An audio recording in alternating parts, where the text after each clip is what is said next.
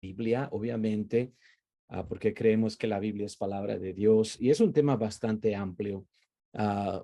Dudo que vayamos a terminarlo hoy, pero quiero darles por lo menos unas cuantas razones por las cuales pensamos o llegamos a la conclusión de que la Biblia es palabra de Dios. Así que um, estamos, sospecho que al siguiente año vamos a estar dando este curso ya oficialmente dentro del Instituto Bíblico.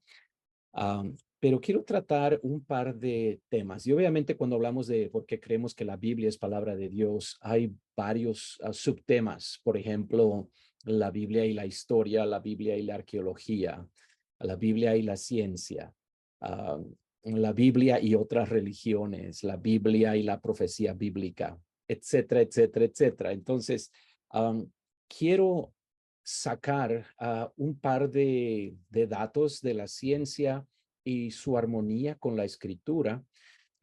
Sabemos que hay diferentes tipos de religiones alrededor del mundo, hay diferentes tipos de libros sagrados. Um, Creo que la Biblia es el que contiene, el libro que contiene más datos científicos, aunque la Biblia no intenta ser un tratado de ciencia. Uh, Entonces, cuando hablamos nosotros de la Biblia y la ciencia, el punto de vista cristiano es que tenemos un solo autor, tanto el autor de la Biblia como el autor de la ciencia es el mismo. Entonces, es un autor y son dos verdades. Ahora hay gente que dice hay un conflicto entre la religión y la ciencia, uh, o por lo menos algunos van a decir entre el cristianismo y la ciencia. Y la pregunta que yo hago, ¿eso es un conflicto real o es un conflicto aparente? Porque podemos decir que hay tal conflicto, pero me pregunto si verdaderamente está ahí o está en la mente de aquellos que no quieren aceptar la Biblia como palabra de Dios. Y aunque la Biblia no es un libro de ciencia, usted no va a encontrar ahí el libro de la termodinámica, el libro de la hidrología, pero sí va a encontrar el libro de Génesis, Éxodo, Levítico, etcétera, etcétera. Y entonces, aunque la Biblia no es un libro de ciencia, su contenido no contradice la verdadera ciencia. Entonces, esto es importante porque en cualquier libro con la antigüedad que tiene la Biblia, habiéndose escrito miles de años antes de Jesucristo y después, durante el tiempo de Jesucristo, en el primer siglo, se terminó de escribir. Ya deberían haber habido muchas cosas en la Biblia que fueron refutados, vamos a decir de esa manera, por la verdadera ciencia. Um, pero en realidad podemos darnos cuenta que su contenido no contradice la verdadera ciencia. Puede contradecir cosas que asumimos, puede contradecir preconcepciones que tal vez nosotros tenemos o presuposiciones que tenemos, pero no contradice de lo que está escrito verdaderamente. Y el apóstol Pablo en el primer siglo escribió a un joven predicador llamado Timoteo en una epístola, una carta, y dice esto: oh Timoteo, guarda lo que se te ha encomendado, las evitando, perdón, las profanas pláticas sobre cosas vanas y los argumentos de la falsamente llamada ciencia. Entonces, aún en el primer siglo ya habían ciertos llamados argumentos científicos que Pablo está diciendo a Timoteo: ten cuidado con estas cosas y no hagas caso a los argumentos de la falsamente llamada ciencia. Entonces, note que la Biblia no está en contra de la ciencia. Eso es algo que tenemos que tener muy en cuenta. El texto que ven en su pantalla nos dice que hay una falsamente llamada ciencia, pero la ciencia misma, y en el idioma original, tanto ciencia como conocimiento viene de la misma raíz. Y la Biblia, si no me cree, puede leer todo el libro de Proverbios, siempre nos llama a tener, a buscar conocimiento, buscar inteligencia, buscar sabiduría, a buscar ciencia en realidad. Entonces, tenemos que tener eso bastante en cuenta. Entonces, tenemos que evitar la falsa ciencia, tenemos que buscar el verdadero conocimiento. Es lo que el apóstol Pablo entonces está diciendo. Ahora, Se dice, no, pero mire, solamente la gente que no sabe nada cree en la Biblia como palabra de Dios. Son gente del vulgo, el pueblo ignorante, la chusma, la muchedumbre, qué sé yo.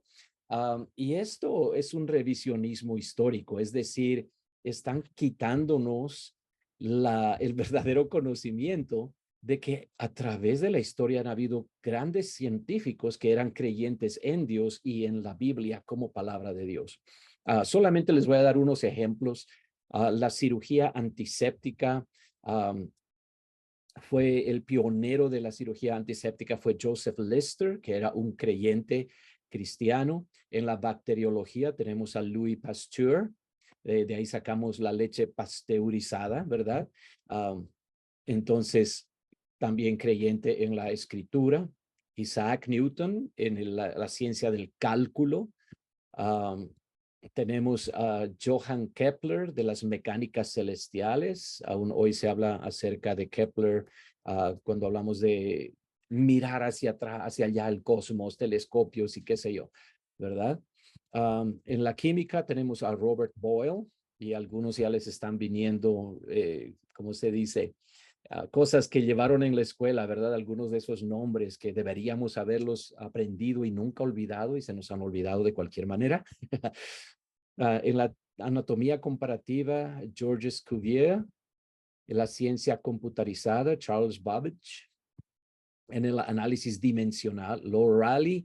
Y tenemos etcétera, etcétera, etcétera, etcétera, de científicos que han sido creyentes y no pensaban que la ciencia y la Biblia estaban en desacuerdo. Y esto es bastante importante. Y esto se puede multiplicar muchísimas veces. ¿Ok? Entonces no es simplemente uno o dos científicos, sino ha habido a través de la historia muchos y aún hoy hay muchos científicos, doctores en diversas ramas que tienen lo que llaman un PhD, un doctorado, que son creyentes en Dios. Y entonces, ¿cómo es que estos científicos se daban a la tarea de investigar la ciencia?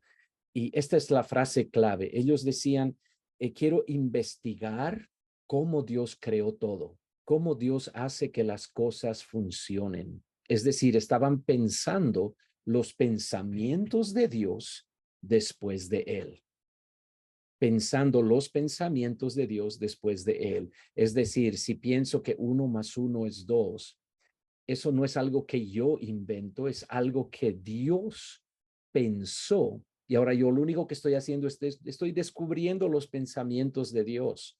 No estoy inventando la matemática, estoy descubriendo la matemática. De la misma manera que nadie inventó el continente americano, simplemente lo descubrieron.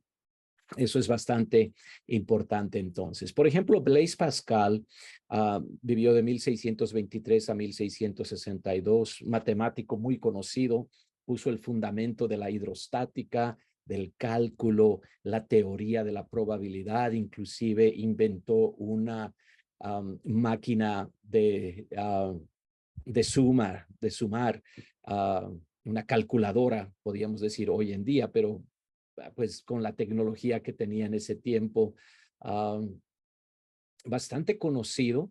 De hecho, él murió bastante joven, pero cuando murió descubrieron que él había estado escribiendo en pedazos de papel, notas aquí y allá, cosas con relación a la fe cristiana. Él quería escribir un libro que defendía el cristianismo como, podemos decirlo en términos secular, la religión verdadera.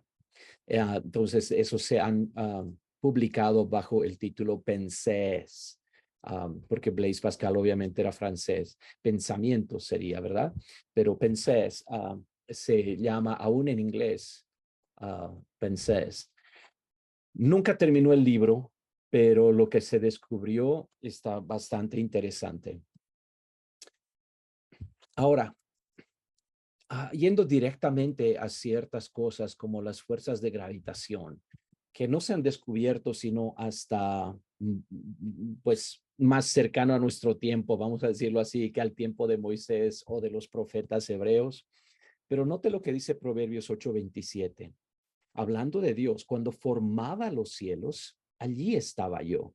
Cuando trazaba el círculo sobre la faz del abismo. Obviamente, cuando habla de círculo, está hablando del círculo de la tierra. Y ya en Proverbios indica que ese círculo está sobre la faz del abismo. Es decir, está colgando ahí en medio de la nada. De hecho, en Job, el capítulo 26, el verso 7, escrito 1500 años antes de Cristo, dice acerca de Dios: Él extiende el norte sobre vacío, cuelga la tierra sobre nada. O sea, increíble, especialmente porque en ese tiempo y hasta bastante muy reciente, habían religiones en el mundo que decían que el mundo estaba pues fundamentado sobre elefantes gigantes, los cuales a su vez estaban parados sobre una tortuga gigantesca, ¿verdad? Esa era parte de la cosmología de la gente de ese tiempo. Y aquí tenemos Job, que dice: no, él extiende el norte sobre vacío y cuelga la tierra sobre nada.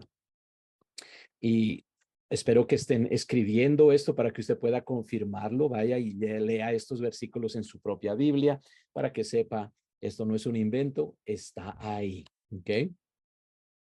Cuando hablamos de la redondez de la tierra, que aún hoy en día hay gente que lo duda, siendo que ya tenemos imágenes desde el espacio, ¿verdad? Pero note, cuando vimos Proverbios 8:27, dice: cuando formaba los cielos, allí estaba yo, cuando trazaba el círculo sobre la faz del abismo. Entonces ahí nos dice ya de que la tierra es un círculo. Estamos hablando del tiempo de los proverbios, estamos hablando del tiempo de David y Salomón, es miles de años atrás. Isaías 40, el verso 22, hablando de Dios: Él está sentado sobre el círculo de la tierra, cuyos moradores son como langostas. Entonces, bastante claro que la Biblia ya sabía que la tierra, perdón, era redonda, y esto 2100 años, perdón, antes de Cristóbal Colón.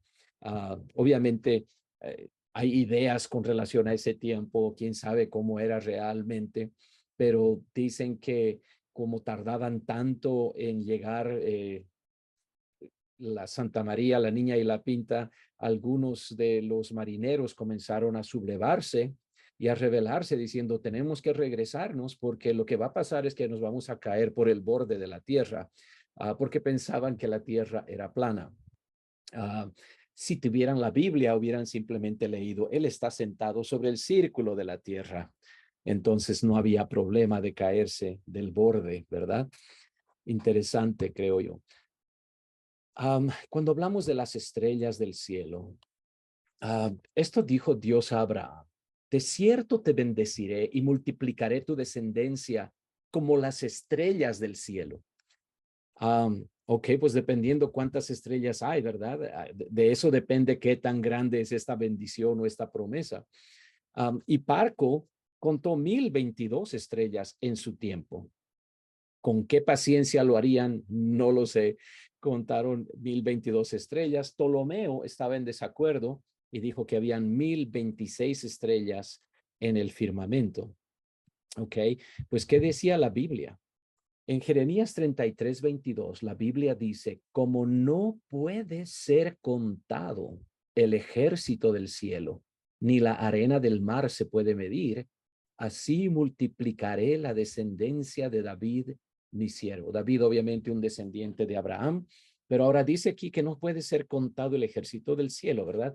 Um, wow, pero si los científicos contaron, Ptolomeo, el gran científico Ptolomeo, contó 1026 estrellas, ¿no? ¿Qué pasó acá? ¿Quién estaba equivocado? Pues el problema es que el telescopio se inventa 3700 años después de Jeremías dar esta escritura. Y gracias al telescopio ahora sabemos que hay 50 estrellas, ¿verdad? Como diría el abuelito, ¿no? Hay 50 estrellas. ¿Cómo es eso, abuelo? 50. Oh, no se pueden contar, ¿no? Gracias al telescopio y la ciencia entonces ahora ha descubierto no se puede terminar de contar las estrellas. Solamente en nuestra galaxia hay cientos de miles y sabemos que cada estrella es un sol y hay planetas alrededor. Entonces, esto es demasiado grande. Bueno, en este caso, aunque Hiparco y Ptolomeo contaron el número de las estrellas o pensaron que lo hicieron, um, la ciencia por medio del telescopio, y gracias a Kepler, parte de todo esto, un científico creyente, es que podemos darnos cuenta que la ciencia estaba retrasada y tuvo que alcanzar al conocimiento bíblico. Entonces, ¿de dónde saca Jeremías esto? Ya que él no tenía telescopio. ¿Cómo sabía él que no puede ser contado el ejército del cielo? Um, la única respuesta es de que toda la escritura es inspirada por Dios y es útil para enseñar, para redarguir, para corregir, para instruir en justicia, como leímos al principio. Y entonces hay una armonía de la Biblia con la ciencia que la gente no conoce o ni no quiere conocer, porque una vez que sabemos que la Biblia es palabra de Dios, entonces ya tenemos una responsabilidad para con la Biblia de escuchar el mensaje que tiene para nosotros. Es la voz de Dios para nosotros. Y lastimosamente ahora para todos los que estamos en este estudio ya no podemos escabullirnos diciendo, yo no creo que la Biblia es un libro bien antiguo, quién sabe, ¿no? Porque vemos esa tremenda armonía que tiene con la ciencia. Por ejemplo, la primera ley de la termodinámica, y yo sé que tal vez ha sido años y años y años desde que usted ha escuchado el término termodinámica, ¿verdad? Nos dice esta primera ley que la cantidad de energía en el universo es constante. No está siendo creada ni destruida. Es decir, solamente cambia de forma. Esa es la primera ley. Note que no es una teoría, es una ley, la ley de la termodinámica. Entonces, todo permanece de la misma manera. La energía en el universo es constante, puede cambiar de forma, pero no puede ser destruida ni creada. Génesis capítulo 2, verso 1 y 2 dice, fueron pues acabados los cielos y la tierra y todo el ejército de ellos, y acabó Dios en el día séptimo la obra que hizo y reposó el día séptimo de toda la obra que hizo. Es decir, Dios ya no está creando. Una vez que creó, ahí terminó. Entonces acabó, dice la Biblia, la obra que hizo. Muy en armonía con lo que nos dice la primera ley de la termodinámica. Ok, hay una segunda ley de la termodinámica, también conocida como la ley de la entropía. Una vez más, son palabras grandes, pero el significado no es tan complicado. Es decir, lo que dice la entropía es que el universo tiende al envejecimiento y desorden. Es decir, se va acabando la energía útil. Una vez que un fósforo ardió, genera calor, es decir, se transforma en otro tipo de energía. Ahora, ese calor para nosotros como que se disipa, pero en realidad no va a ningún lado, permanece dentro del universo. Pero ya no podemos volver a encender el mismo fósforo o cerillo. Una vez que ha ardido, ahí se acaba. Entonces, eso es lo que nos enseña la ley de la entropía. Perdón, antes de entrar al versículo, por ejemplo, una manera en que esto se evidencia es cuando usted compra fruta fresca y por X o Z razón se va de viaje y olvida que tiene la fruta. Cuando regresa de su viaje, 2, 3 semanas después, esas manzanas que tan rojas, que estaban tan deliciosas, los bananos que tenía, todo se ha envejecido, ya no tiene buena cara, no queremos comerlo.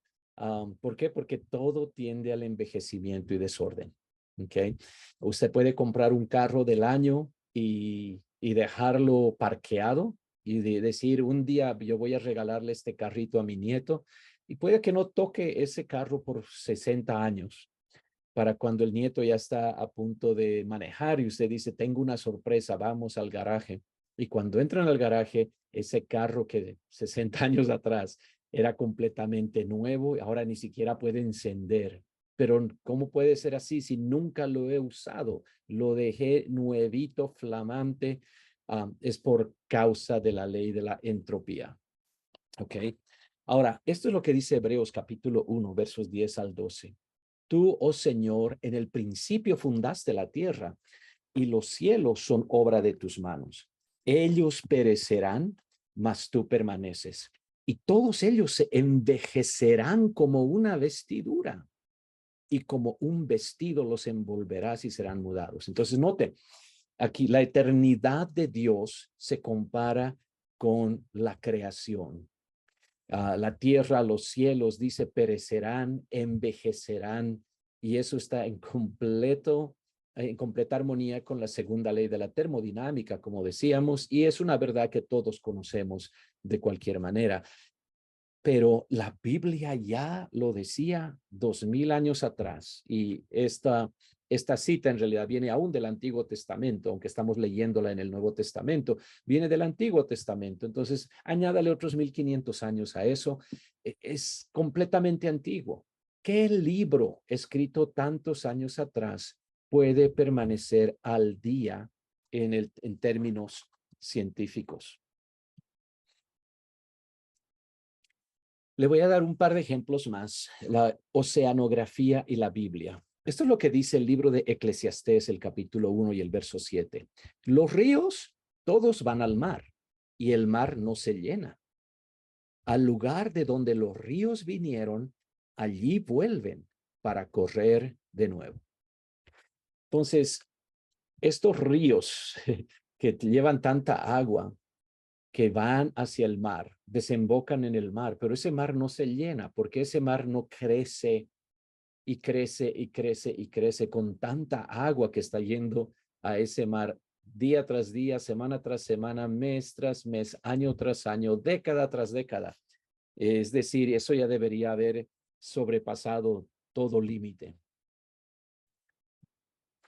Por ejemplo, acá en los Estados Unidos, el río Mississippi aporta aproximadamente 6.052.500 galones de agua por segundo, cada segundo en el Golfo de México. Y es solo un río. ¿Dónde va toda esa agua? Entonces, imagínense eso. Necesitamos saber qué está pasando, porque es que ese mar no se llena, ¿verdad? Y la respuesta obviamente se encuentra en el ciclo llamado hidrológico. Ahora, sabemos, en la escuela nos enseñaron, y tiene una imagen ahí, ¿no? Que tenemos el agua, se evapora, se convierte en una nube, la nube viaja, y luego hay lluvia, lo que llaman precipitación, y luego cae en la tierra otra vez, desemboca a los ríos y los ríos vuelven a desembocar al mar. También hay una infiltración que pasa por abajo de lo que podemos decir, hay pozos, hay fuentes de aguas y qué sé yo. Entonces, eso es conocido hoy. Amós, uno de los profetas de Israel, dijo acerca de Dios, Él llama las aguas del mar y sobre la faz de la tierra las derrama. Yahweh es su nombre. Ese Yahweh, YHWH, es lo que el original dice. La mayoría de las Biblias van a decir Yahvé o Jehová. Pero dice que las aguas del mar, él llama las aguas del mar y sobre la faz de la tierra las derrama. Es decir, nos está describiendo el ciclo hidrológico. Eclesiastés 11:3 dice, si las nubes fueren llenas de agua, sobre la tierra la derramarán. Ahora, ¿cómo sabían todo esto gente que no tenían un globo perdón, un globo, ¿cómo le llaman? Meteorológico. No tenían aviones, qué sé yo, helicópteros para mirar de dónde viene esa agua y cómo sucede, etcétera, etcétera, etcétera. Ah, Siendo que, y esto me pareció interesante, la idea de un ciclo completo del agua no fue entendida o aceptada en el mundo secular hasta los siglos XVI y XVII después de Cristo. Entonces estamos hablando 1500, 1600 de la era después de Cristo, uh, que no se aceptó. Entonces, una vez más, la pregunta continúa, ¿cómo es que gente como Amós como Jeremías, Eclesiastés, el escritor de Eclesiastés, cómo es que ellos sabían, aún ya en el tiempo de David, el rey, de Salomón, todo esto. La Biblia ya lo dice. Y una vez más, la explicación que tiene sentido para nosotros es toda la escritura es inspirada por Dios. Un ejemplo más, la sangre y la vida humana. Génesis 9:4 dice, pero carne con su vida, que es su sangre, no comeréis. ¿Ok? Ese es un principio bíblico y va a pasar de versículo a versículo a versículo a versículo. ¿Ok? Ahora sabemos acerca del sistema circulatorio, sabemos cómo funciona. En la escuela nos dieron más detalles de los que queríamos tener y todo. Y sabemos hoy que la vida es posible porque los glóbulos rojos pueden llevar oxígeno a través del cuerpo humano. Sin ese oxígeno que llevan estos glóbulos rojos a través de todo nuestro cuerpo, cada segundo de nuestras vidas, no podríamos vivir. Entonces, cuando la Biblia dice que la vida es su sangre, literalmente esto es verdad, hablando en términos científicos, ¿verdad? Ahora, esta es la pregunta, si alguien sabe, ¿cómo murió el primer presidente de los Estados Unidos? Okay, ya estamos hablando tiempos mucho más modernos, ¿verdad? George Washington estaba enfermo y en ese tiempo una de las maneras en que trataban las enfermedades es que desangraban a la persona para que el cuerpo regenerara esa sangre y pudiera regenerar una sangre que estaba bien. Entonces, lo que ellos decían era que habían unos malos vapores que estaban en la sangre de la persona enferma. Entonces, cuando desangraban a la persona, esos malos vapores salían de la persona y entonces la persona sanaba. Y esto lo hacían los médicos, ¿ok? Los que iban a la universidad para estudiar medicina. Y entonces, eso es lo que hicieron con George Washington. Lo desangraron y murió. Ojalá hubieran leído Levítico 17:14, porque la vida de toda carne es su sangre. La Biblia decía, por implicación, ¿verdad? No desangren a nadie, por favor. Los médicos decían, esta es la manera en que nos damos, tenemos que sacar esos malos vapores para que la persona pueda sanar. La Biblia estaba en lo correcto, los científicos en este caso estaban equivocados. ¿Okay? Y luego tenemos la composición del ser humano. ¿Cuánta gente no se reiría de la manera en que Génesis 2:7 describe la creación del hombre? Entonces Yahweh Dios formó al hombre del polvo de la tierra y sopló en su nariz aliento de vida, y fue el hombre un ser viviente. Y cuánta gente tal vez se sonríe, ¿no? Especialmente ateos, diciendo qué cosa más ridícula es esa, ¿verdad?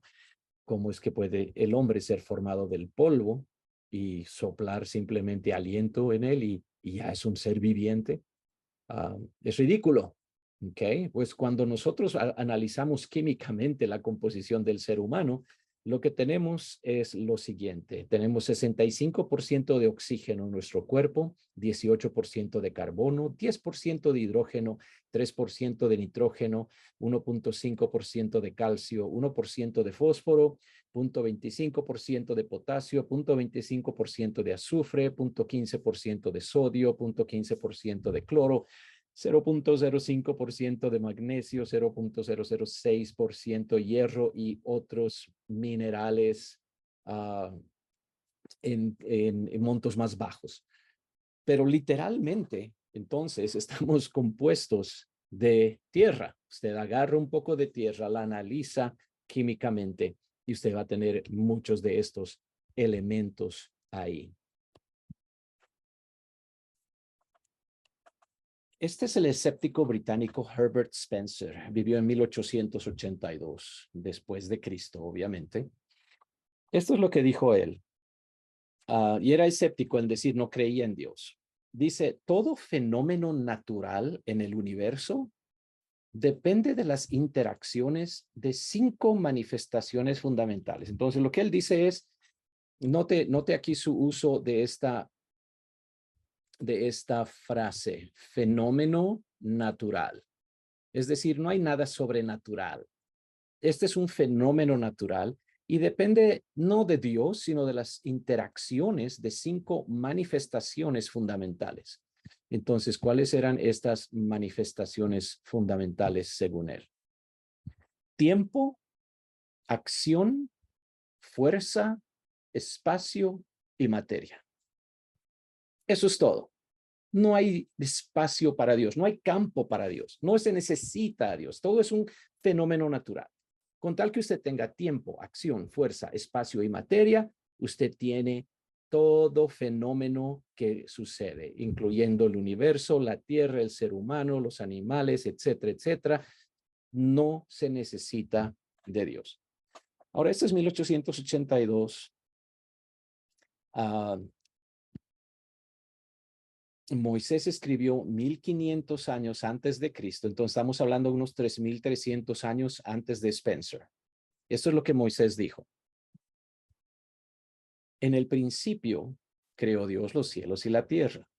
Pero ahora note, en el principio nos habla de tiempo. Creó nos habla de acción. Dios es la fuerza, los cielos, o sea, el espacio, y la tierra, o sea, la materia. Entonces Moisés ya habló de estos 5 elementos, pero nos dice realmente de dónde vienen, cómo proceden, etcétera, etcétera. Tiempo, acción, fuerza, espacio y materia. Todo eso se encuentra en el primer versículo de toda la Biblia. En el principio creó Dios los cielos y la tierra. Yo estoy pensando, no sé si Spencer debería ser enjuiciado por haber robado una idea científica de Moisés que escribió 1500 años antes de Cristo. Ok, vamos a darle oportunidad para que puedan hacer algunas preguntas si las tienen, si quieren habilitar su cámara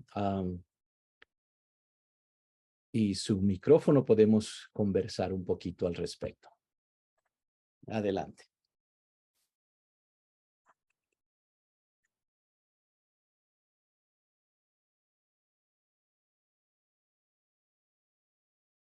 Si no tienen preguntas, denme comentarios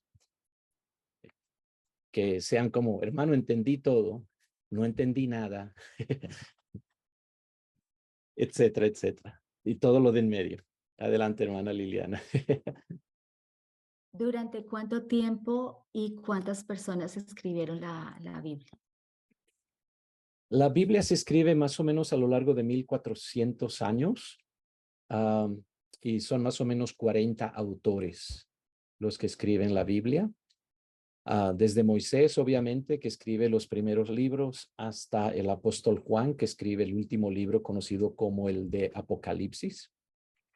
Vienen de diferentes eras, obviamente, a lo largo de 1400 años, imagínense. Yo y mi abuelito, probablemente 120 años, ¿no? De mi abuelo a mi mamá, a mí, tal vez un poquito menos inclusive. Pero cuántas diferencias hay entre el mundo en el que él vivió y el mundo en el que yo vivo. Y lo mismo pasa con Moisés, Jeremías, Daniel, David, etcétera, etcétera, Jesús, los apóstoles. Algunos eran reyes, los escritores de la Biblia, otros eran campesinos, otros eran pastores de ovejas. Había generales militares entre los escritores, todos con diferentes niveles de educación. Entonces, una variedad grande a través de un largo tiempo. Y lo interesante de esto es de que ellos no se contradicen cuando escriben con relación a quién es Dios, cuál es el plan de Dios para el hombre, etcétera, etcétera, etcétera. No hay contradicciones verificables dentro de la Biblia. Hay cosas que la gente malentiende o quiere torcer, pero en realidad para mí eso es algo sorpresivo. Es increíble que podamos tener un libro que desde Génesis hasta Apocalipsis nos está dando el mismo plan de salvación de Dios, la misma historia de amor de Dios para la humanidad.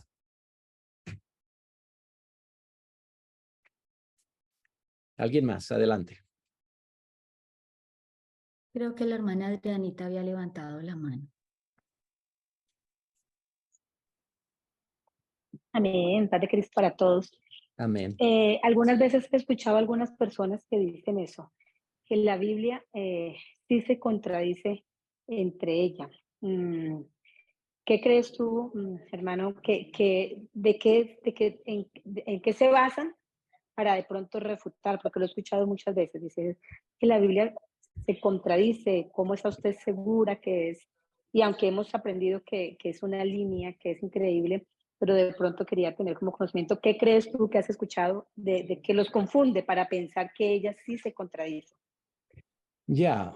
Hay gente que trata, esta es la cosa, si alguien dice la Biblia tiene contradicciones y ahora, digamos, le piden opinión a usted, usted no necesita dar una opinión porque usted no está haciendo esa afirmación. Entonces, la persona que hace la afirmación tiene la carga de probar lo que está diciendo. ¿Se da cuenta? Porque uno puede decir, por ejemplo, yo creo que Moisés, él recibió la ley, pero de un ovni. Extraterrestres le dieron eso, ¿verdad? Ahora, ¿cómo refuto eso yo? Pues no tengo que refutarlo. El que tiene que probar que eso fue así es la persona que está diciendo esa idea descabellada. ¿Se da cuenta? Entonces, cuando alguien dice, aquí hay una contradicción, entonces voy a pedirle, dame información exacta. ¿Qué versículos se contradicen? Y exponme tú lo que piensas que están diciendo estos versículos para ver si realmente hay una contradicción o estás malentendiendo lo que dice. Entonces, siempre pida prueba. Esa es la síntesis. Siempre pida prueba, porque la gente va a tener todo tipo de ideas.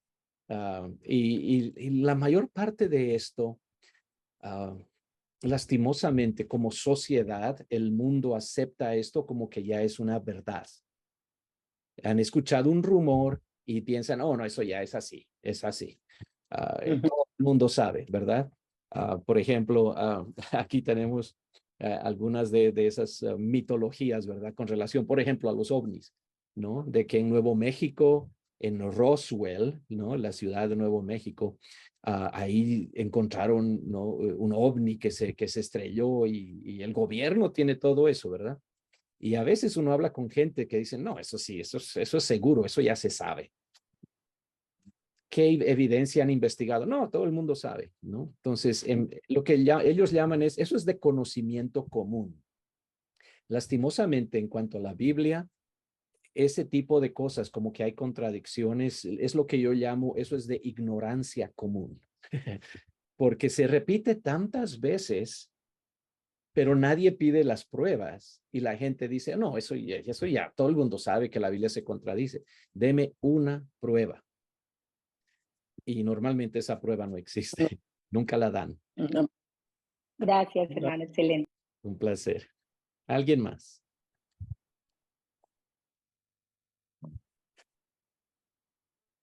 Hermana Estercita, ¿tiene alguna pregunta?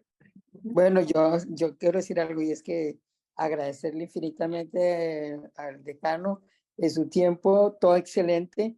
Me faltó fue como tiempo para anotar todos sus datos, porque todo lo entendí. Muchas gracias, decano, muchas gracias, excelente. Hay un gozo tremendo porque lo que tenemos es tan grande. Gracias. Amén. Es Dios lo un placer. Amén.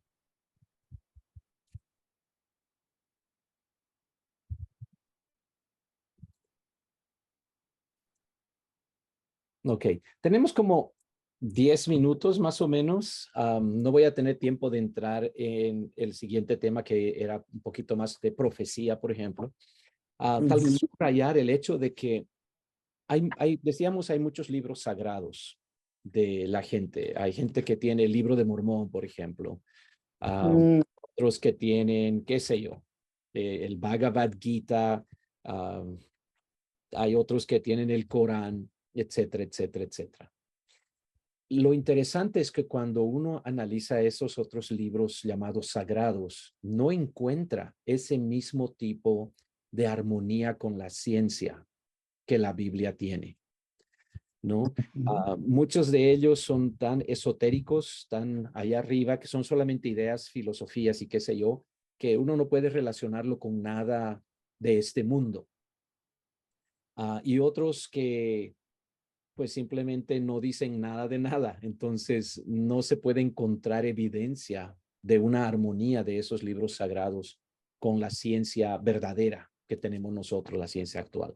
Entonces eso hace que la Biblia se distinga de una manera tan increíble de todos los demás escritos de, uh, de las religiones. Entonces, y honestamente hemos comenzado simplemente a explorar cuán maravilloso es el libro de Dios, ¿verdad? El problema que tenemos los seres humanos, y lo mencioné algo al principio, es de que no queremos que sea verdad todo. Quiero que sea verdad las buenas partes, ¿verdad? Las parábolas del Señor, el sermón del monte, cosas así. Pero no quiero que sea verdad otras cosas como mi responsabilidad eterna delante de un Dios todopoderoso.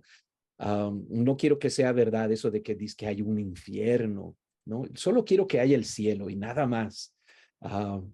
Entonces tenemos que muchas veces lo que deseamos ponerlo a un lado y dejar que Dios nos hable a través de su palabra.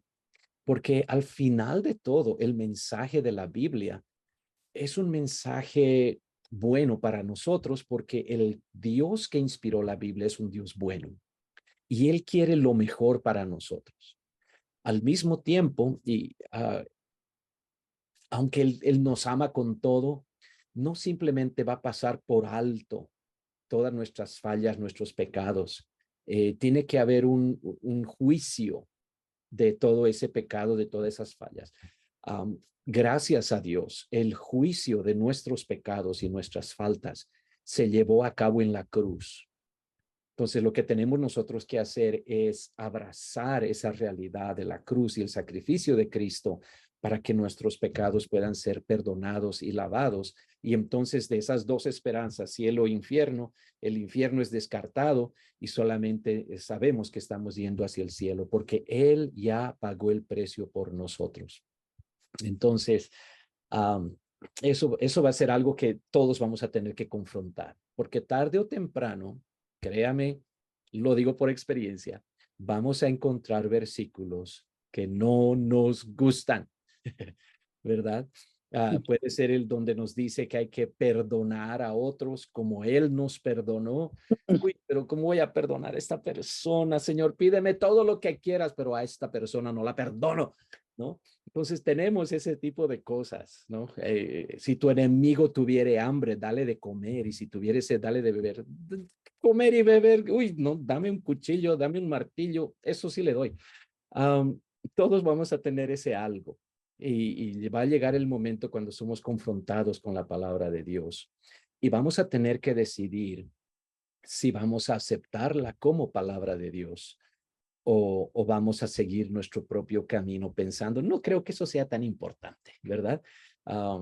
Siendo así que, como leímos al principio, toda la escritura es inspirada por Dios y toda la escritura es útil para enseñarnos. Hay una pregunta que pusieron en el chat. Dice, yo tengo la pregunta del mandamiento donde dice no matarás. Y por ejemplo, el rey David, el hombre conforme al corazón de Dios, mató infinidad de veces. Apunta a una contradicción bíblica. Muchas gracias, bendiciones. Ok, muy bien, buena pregunta.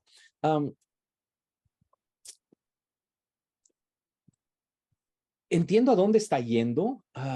Estoy tratando de ver dónde está la contradicción exacta. Porque la Biblia hace una cosa, la Biblia muchas veces nos da decretos, como por ejemplo, no matarás, Éxodo capítulo 20, ¿verdad? No matarás. Uh, la palabra hebrea original ahí implica asesinato. Entonces, no es simplemente no matarás, sino no asesinarás. Es decir, quitar la vida de alguien inocente. ¿Ok? Entonces, porque la gente diría, pues, entonces, ¿por qué Dios mandó, por ejemplo, a Israel que vaya a la guerra, por ejemplo, en contra de los amalequitas? Y dice que los tienen que matar. Pero si Éxodo 20 dice no matarás. Entonces, Éxodo 20 dice literalmente no asesinarás. Entonces, hay un tomar de la vida o quitar la vida a alguien justificadamente y hay un quitar de la vida de alguien sin justificación. Y esas dos cosas tenemos que distinguirlas. Al mismo tiempo, la Biblia a veces describe cosas que la gente hace, pero no las aprueba. Es decir, por ejemplo, si David mató a alguien y ese alguien era inocente, ¿ok? La Biblia, cuando nos describe esa historia, no está diciendo, ve y haz tú lo mismo, ¿ok? Lo que nos está diciendo es, David hizo esto y en esto él falló. Y cuando leemos toda la escritura completa de David, de lo que hizo, junto con el arrepentimiento que David tuvo en el Salmo 51, por ejemplo, donde él demuestra cuán mal habían sido ciertas de sus acciones, que aún tiene temor de que Dios quite su espíritu de él. Y entonces, lean Salmo 51, ¿ok? Es más, se los voy a poner en el chat para que se acuerden, porque van a ver el nivel de arrepentimiento por el cual David pasa por el mal que hizo. Y sí, la Biblia dice que era un hombre conforme al corazón de Dios, por lo menos cuando lo escoge para que sea rey sobre Israel. De la misma manera que Él nos escoge a nosotros, o por ejemplo escogió a Judas para ser uno de los 12. Cuando Él nos escoge, lo hace, pero la responsabilidad de vivir conforme a nuestro llamado todavía permanece en nosotros. ¿No? En el sentido, por ejemplo, de decir, Judas no tenía que traicionar al Señor. Nadie lo obliga a traicionar al Señor. Él lo hace por su propia voluntad. Ahora, la Biblia describe esa traición, pero una vez más, la Biblia no dice, ve y haz tú lo mismo, ¿no? Más bien es un ejemplo de lo que no deberíamos hacer. David, en algunas de las cosas que él hizo, es también puesto como un ejemplo de lo que no debemos hacer. Pero el Salmo 51, como les decía, es un ejemplo de cómo deberíamos nosotros arrepentirnos cuando fallamos a Dios. Entonces se da cuenta, dentro de la cosmovisión bíblica, dentro de lo que la Biblia nos enseña como un todo, tenemos que tener cuidado con estas cosas, de pensar que, por ejemplo, ¿qué les digo? Abraham tuvo dos esposas, ¿no? Y entonces eso no es algo que yo voy a agarrar y decir, mire, tuvo dos esposas, yo quiero ser como Abraham, ¿no? No, no puedo, porque la ley ya decreta ciertas cosas. Entonces, tengo que obedecer lo que Dios decreta como su palabra y no simplemente seguir el ejemplo de cualquier persona y de las cosas malas que hacen. Está bien seguir el ejemplo de las cosas buenas, pero las cosas malas no, porque Dios ya ha decretado, ya nos ha dado su voluntad con relación a estas cosas. Entonces, eso es importante. ¿Ok? Um, a ver, Andrés dice, yo tengo una pregunta, ya que hablas de la ciencia, quisiera si en verdad existió una prehistoria o son solo mitos. Cuando depende, ¿qué llamamos prehistoria? Si estamos hablando, por ejemplo, dinosaurios, la respuesta es sí, porque tenemos la evidencia arqueológica de que existieron dinosaurios. De hecho, aún en la Biblia se mencionan o se describen animales que, aunque las traducciones bíblicas a veces han tratado de decir esto es un hipopótamo o es un cocodrilo, se queda muy corto.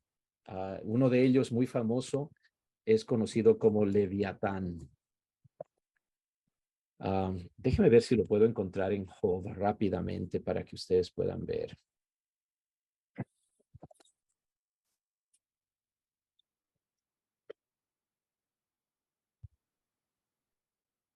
A ver, déjeme ver.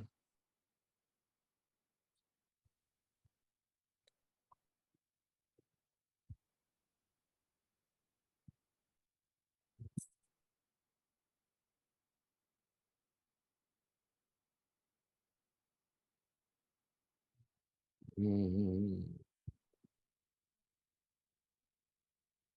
ok, déjeme ver si puedo compartir mi pantalla rápidamente.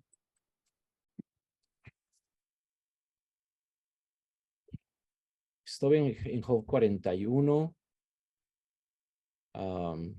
Este es Dios hablando con Job.